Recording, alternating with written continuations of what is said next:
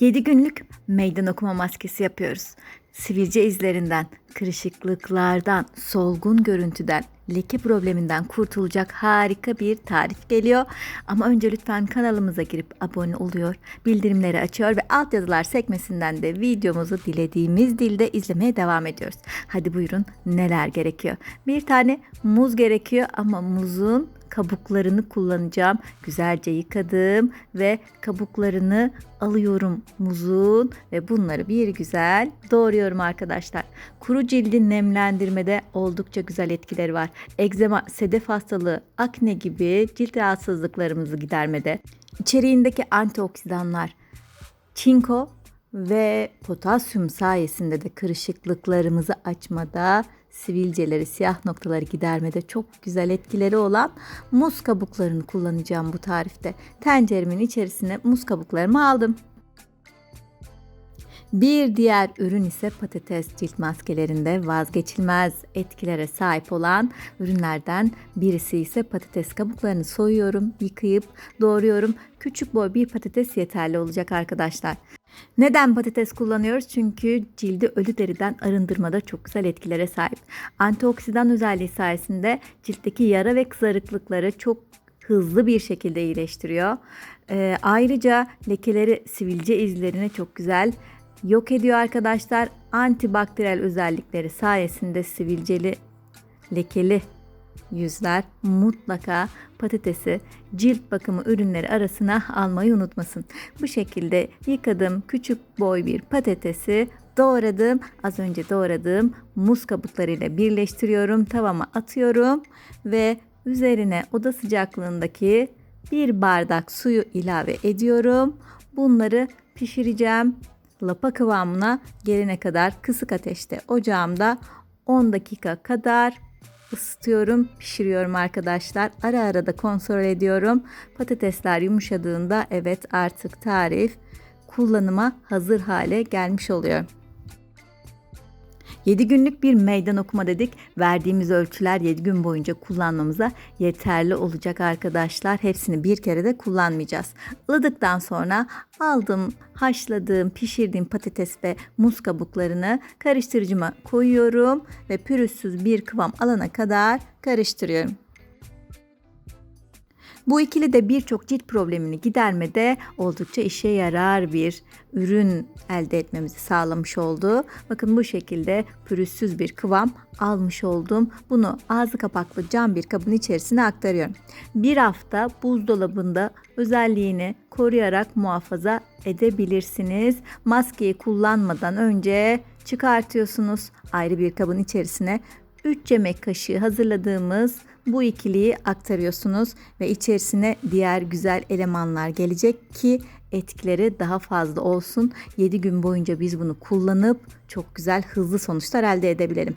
Kapattım ağzını, bunu aldım bir kenara. Şimdi mısır nişastası geldi. Eğer mümkünse mısır nişastası kullanın arkadaşlar. 1 yemek kaşığı dolusu mısır nişastasından ilave ediyorum. Cildimi aynı zamanda beyazlatacağım. Pürüzsüz, lekesiz hale getireceğim ve limon geldi.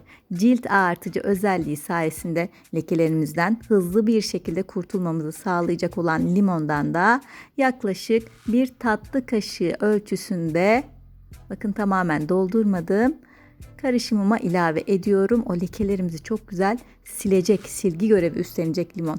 Akşamları uyguluyoruz. Limon kullandığınız tarifleri mümkünse akşamları kullanın arkadaşlar. Güneşe hassasiyet oluşturup lekelerinizi daha fazla hale getirebilir. O yüzden bu maskeyi akşam temiz cildimize mutlaka uygulama yapıyoruz.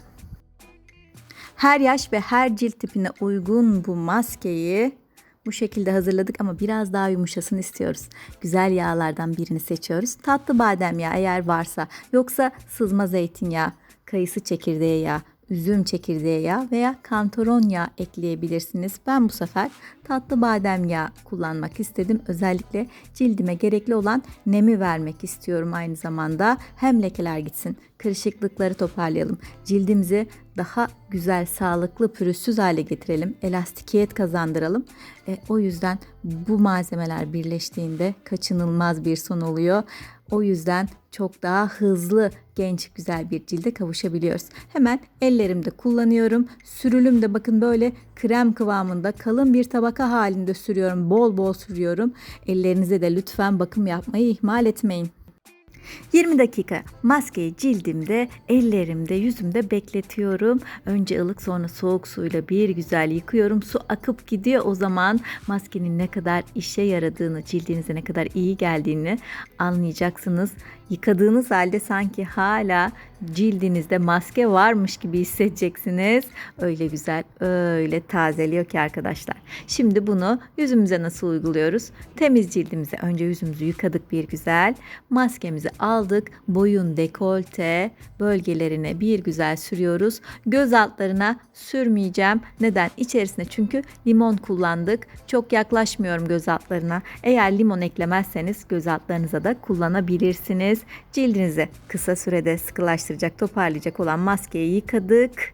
Ve sonrasında ben daha güzel etkiler elde etmek için gül suyu pamuk uygulaması yapıyorum. Hem çok güzel kokuyor hem de tonik görev üstlenmiş oluyor. Gözenekleri açtık, temizledik, peelingimizi yaptık maskeyle. Gül suyu pamuk uygulamasıyla da bir güzel sıkılaştıralım, tazelik vermiş olalım. Peki son aşama olarak ne yapabiliriz? Kendi yaptığımız doğal kremlerden birini seçer ve nemlendirme işlemini bu şekilde bitirmiş oluruz. Masajımızı yaparız, cildimizi temizledik, sıkılaştırdık, gerekli nemi verdik. Güzellik salonuna gittiğinizde yapılabilecek birçok işlemi bir anda evde kendimiz yapabildik arkadaşlar. Umarım beğenmişsinizdir. Hadi şöyle gelin kısa bir özet yapalım. Yaşlanma belirtilerini geriye doğru sayıyoruz ya. Hadi burada da geriye doğru bir bakalım. Önce muz kabuklarını doğradık. Sonra patates kabuğunu soyduk ve doğradık. Bu ikiliyi birleştirip ocakta tamamen haşlanana kadar bir güzel pişirdik. Bunları yaklaşık 10 dakika boyunca pişirdik.